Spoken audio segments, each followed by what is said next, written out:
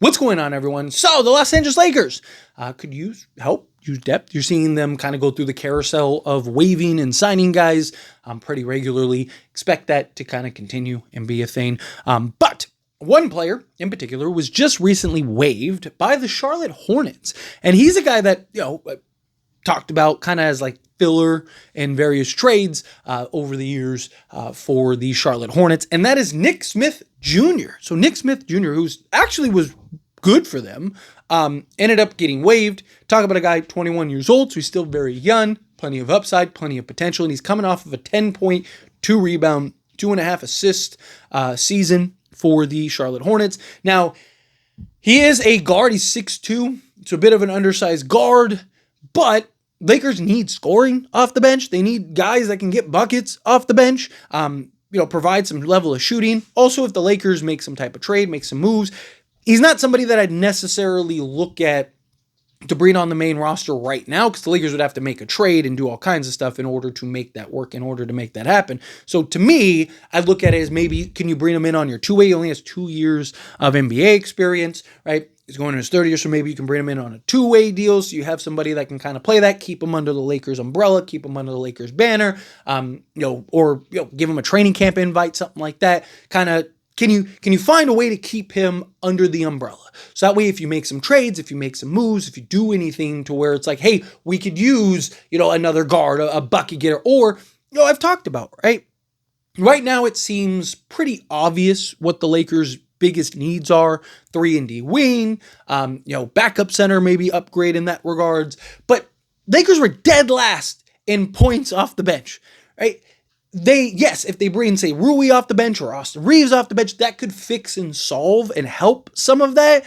But is that the cure-all? Is that like the hey, everything's fine, everything's dandy, everything's good? Or is that kind of, something else, right? Like, so to me, bringing in a guy like a Nick Smith Jr., he just gives you a guy that can get buckets off the bench, be a scorer, be a bucket getter, catch and shoot, play on ball, play off ball, right, in a limited role. So I look at him as, say you go and you make the Andrew Wiggins trade or something at the trade deadline, you can bring him in now as a guy that has NBA experience, young veteran guy, started in this league on several occasions, right? But has some of that experience that now you can kind of, again, Lakers want to be this premier kind of growth and development organization. They want to be a team that's just stacking on players. It's part of the reason why you keep seeing them sign and waive guys so they can get their rights to now bring them in on the G League or two-ways or whatever they want to do in order to keep those players in the purple and gold. Well, I look at Nick Smith Jr. as another guy that, you could bring in,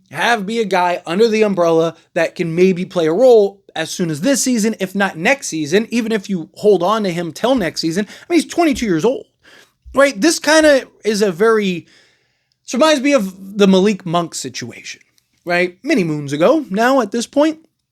But it was just that young guy that, everyone was shocked and surprised, like, wow, like, and kind of needed to prove himself.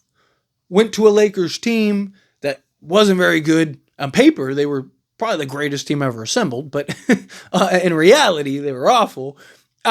But you saw Malik Monk kind of be one of those real bright spots for the Lakers. I can maybe see something like that in a Nick Smith Jr. where he's coming in, he has a lot to prove. He's just waived by Charlotte, which I understand. Like, Charlotte they already have an abundance of issues. There's already talks about, like, what are they going to do with Josh Green, because he kind of seems to be the odd man out too. And then you add in a Nick Smith Jr.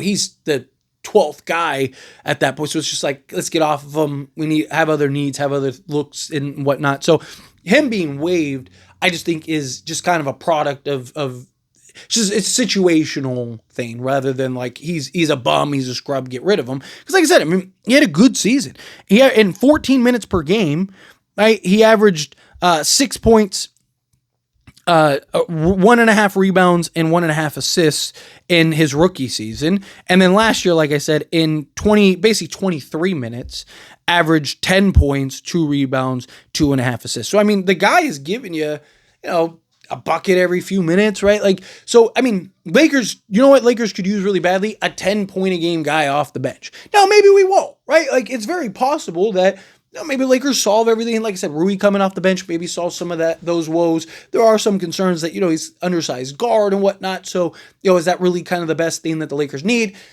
To me, it's something that's like, you bring him in. If you don't need him, you let him go and you give him another opportunity. Let him go to another opportunity elsewhere. But if you do, now you have access to that guy that now you can bring in, right? Like, to me, it's like, get him under the umbrella.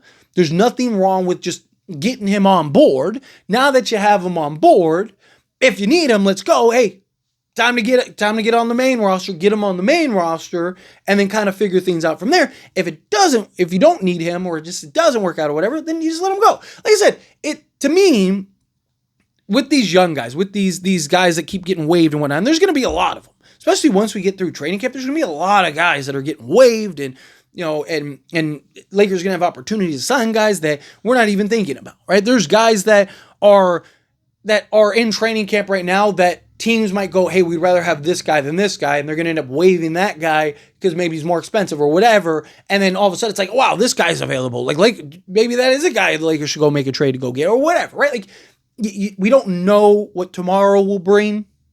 But to me, if you're the Lakers and you've talked so heavily about being this development program, about being this organization that's kind of, creating this cycle where, you have influx of talent going out, inject new talent coming in, and it's just this cycle, right? Where, guys are going to phase out, whether it's through they're just not very good, or they're too good and they're going to get paid, or, it just ran their course, you're getting a better opportunity elsewhere, whatever, right? Like, there's always going to be guys that are, the never-ending carousel that's going to come through. If you're the Lakers, you want to kind of have that farm system, develop those players. Now, those players, some of those players jump into the two-ways jump into the main roster, or some guys just leapfrog two-ways, get into the main roster, and you just have that cycle where you're getting young, fresh, talent that is coming in, that is able to, be cheap, versatile, do multiple things out there, right? Like, that's the kind of situation that the Lakers need, right? They need those kind of just guys coming in wet behind the ears, just, trying to prove themselves, right? That guys need a fresh start, or they need or they just need a start, right? Like, those are the kind of guys that the Lakers need to find that are going to be cheap, versatile guys. Even at the end of the bench, you still got to fill out, a 15-man roster. So even if a guy like Nick Smith Jr. is a, 12th guy on the bench, you still need that guy, right? If he's a guy that's just playing minutes sparingly, you still need that guy. If he's a guy that's just, there for break glass case of emergency, you still need that guy. And he's young, and you can develop him and whatnot, and just give you another, ball handler, give you another shot creator, give you a guy that can, catch and shoot the three ball. You look at him from three-point range for his career. He's 37% for his career. He actually dipped last season. So his rookie season, he was 43.2% on 3 attempts, which is really good. He dropped last year on 5 attempts to 34%. But you got to keep in mind, Charlotte, they didn't have guys like LaMelo. Like, they suffered a lot of injuries. He'd be slotting alongside Luka, LeBron, and Austin Reeves at times. So, the quality of looks that he would get, the quality of opportunities that he'd get from three-point range, right? Like, if he can, I'm not saying he has to get back to 43%. That'd be, that's pretty good, right? But can he get to 38%? Right? Another 4. Can Luka, LeBron, and Austin Reeves uptick him 4% on 5 attempts? Right? Like, if you can do something like that, then now I just think the Lakers are in really good shape, because now you've got that guy that, again, can be that bucket getter off the bench. Maybe he can give you 12 points or whatever a night off the bench. That could be the difference between you winning games or losing games, or winning a playoff series or losing a playoff series, because you just have that guy that can come in, be a bucket getter, make some plays for others, right? Self-create, shoot over the top, play on ball, play off ball, right? Like, but a guy that's not going to break the bank, that you don't have to start, that you don't have to close with or anything like that. Guy that just kind of comes in, knows his role, he's young, kind of develop him. Again, it's kind of that Malik Monk situation. Take the flyer on the Lakers, because the Lakers spotlight is bright and it's huge. And if you play well, then that's going to lead to other opportunities elsewhere, whether it's with the Lakers or elsewhere, right? Bring him in on a 2-year deal, maybe next season, or, at trade deadline. Like I said, you pull off a trade and you just need a guy, you need a body, bring him in on that kind of cheap deal, kind of figure out, okay, what kind of role can he slot in right now if he can? If not, maybe, like I said, next offseason, he's slotting into that role, and now you're in business, right? And he'd be cheap, he'd be versatile, right? He could do multiple things. But diving into the stats here a little bit, you look at last season, 60 games played, 27 games started, 23 minutes per game, as I mentioned, 9.5 field goal attempts per game, shot 39% total from the field, and that was because from three-point range, he shot 34%.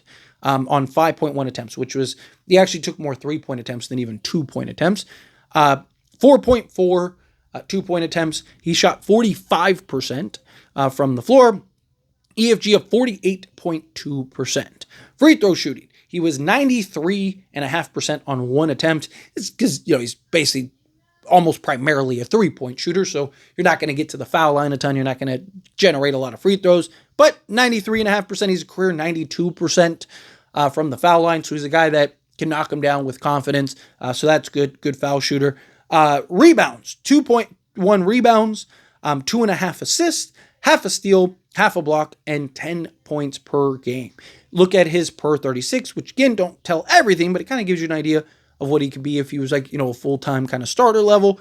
He would have been last season just under 16 points, 3.5 rebounds, 4 assists, half a steal, and half a block. It's perfect, right? I'm not necessarily saying he's going to be a 15-point-a-game guy, but, if he can uptick his percentages, playing alongside Luka, LeBron, and Austin Reeves, if he can kind of uptick his percentages, he easily could be a 13-point-a-game guy off the bench, do wonders for the Lakers, right? To have a guy that give you, 12, even any double-digit scoring off the bench. For a team that didn't have that last year, going from somebody that doesn't have that to like, hey, now here's a guy, I think the Lakers should at least take a look, right? Like I said, bring him in a training camp deal, something like that.